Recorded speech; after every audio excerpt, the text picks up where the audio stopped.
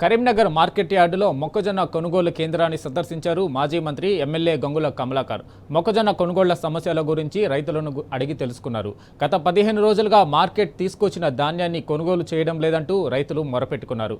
మార్కెట్లో అసౌకర్యాలతో పాటు దొంగల బెడద ఉందని, తాగేందుకు కనీసం తాగునీరు, ఎండ నుంచి నిలువ నీడ కూడా లేదని రైతులు వాపోయారు. సమస్యల పట్ల మార్కెట్ అధికారులతో ఫోన్లో మాట్లాడారు గంగుల కమలాకర్. మొక్కలను కొనుగోలు చేయకపోవడంపై ఆగ్రహం వ్యక్తం చేశారు.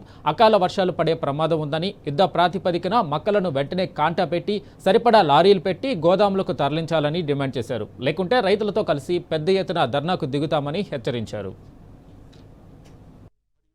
ప్రభుత్వానికి ఈరోజు పంట మార్పిడి చేయాలని ప్రభుత్వం చెప్తుంది.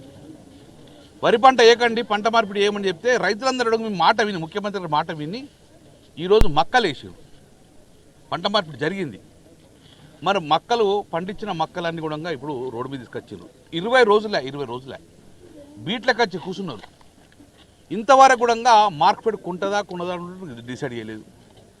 కొంతమంది మొన్న ఒక లారీ వచ్చిన తరకు శుద్ధి లేదు, శుద్ధిని కొనుకొచ్చుకోమని అంటారు. సరే శుద్ధిని కొనుకొచ్చుకున్నారు.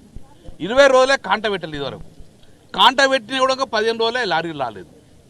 ఇప్పుడు రైతు అడిగితే ఏమంటాడంటే మళ్ళీ రైతు, నువ్వు ఓనర్వా కౌలు రైతువా? కౌలు రైతు అని ఓనర్ పట్టదారు ఏడి సార్? పట్టదారికి వెళ్ళాడు, దుబాయ్లో ఉంటాడు.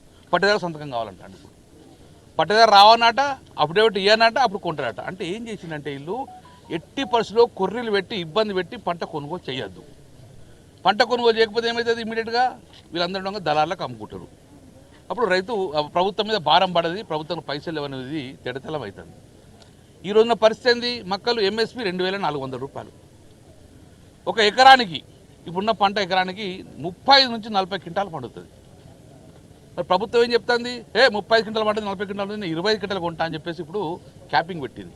అంటే ఒక ఎకరానికి ఎంత పండినా 25 క్వింటాలే కొంటాను. సరే 20 క్వింటాలు కొనుక్కున్నా కూడా కొనే పరిస్థితి లేదు. మిగతా కూడా 1600, 1700, 1800లకు రైతు అమ్ముకుంటాడు. అంటే ఒక ఎకరం మీద ఒక క్వింటాల్ మీద సుమారు 600 రూపాయలు పంట నష్టం చేస్తుండు. ఎకరానికి దగ్గర 25,000 రూపాయలు ఈరోజు పంట రైతు నష్టపోతాడు.